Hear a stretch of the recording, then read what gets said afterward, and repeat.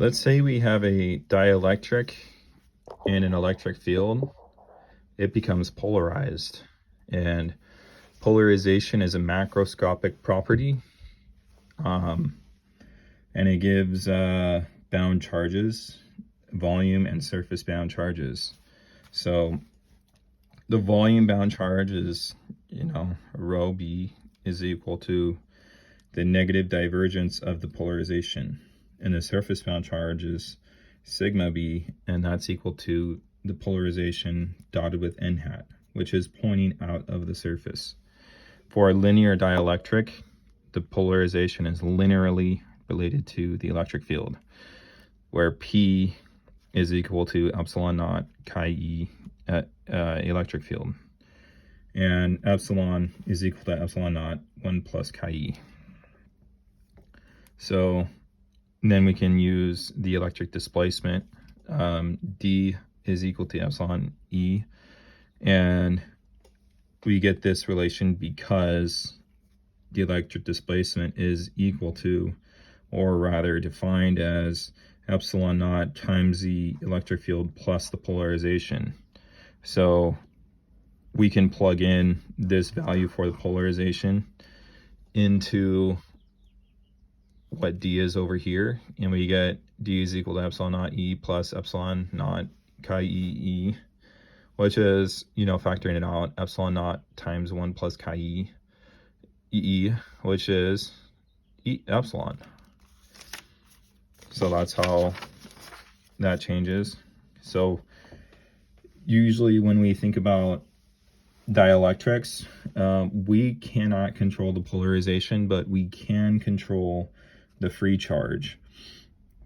So when we find our bound volume charges, we take the negative divergence of the polarization. But as shown earlier, we can use the negative divergence of this relation epsilon naught chi e over epsilon electric displacement, so that our bound surface charges becomes the negative divergence of D. But hey, wait, the divergence of D is the free charge. So we get this relation where the pound volume charge is actually linearly related to the free charge. And I got this relation from going, okay, well, we got epsilon naught times chi e over epsilon naught times 1 plus chi e, and we could just cancel out the epsilon naughts, and we get minus chi e over 1 plus chi e. So that's how we get our bound volume charges. So also with linear dielectrics, we're going to have boundary conditions. So we have the voltage is continuous at the boundary. So that means that V in is equal to V out at S is equal to A, which could be the radius, or R is equal to A, or, and V is equal to minus E dot dl, which is like a line integral.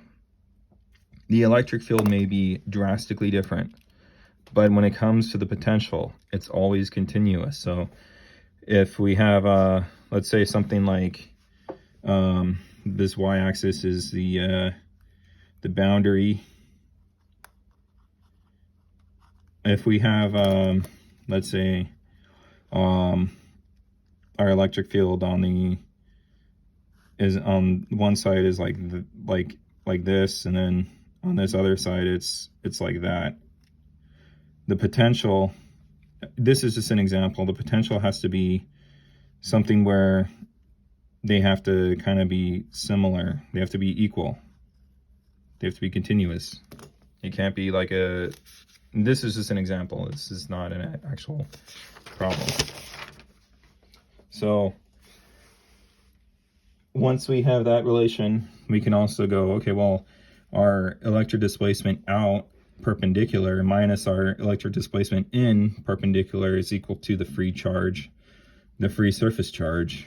And using this relation, D is equal to epsilon electric field, our electric displacement perpendicular is equal to the free charge. So and then we can write D in terms of E, and then we can write E in terms of the partial V over partial N is equal to negative E dot N hat.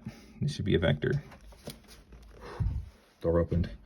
And it's in the direction of the crossing boundary. In the case of a cylinder, it's S hat. If it's a sphere, it could be R hat. So then we get this relation, epsilon naught partial V out over partial N is equal to minus epsilon partial V in over partial N is equal to the negative sigma F. If sigma F is equal to 0, which is what we assume in certain cases, then we just have this equal to 0, and we can move this over to the other side, and we get epsilon naught partial V out over partial N is equal to epsilon partial V in over partial N. And if there's no charge, we can use this relation, rho is equal to 0 everywhere, and then we can use Laplace's equation. And with that, I'm going to end this video, and I'm going to start another one. Thank you for watching. This is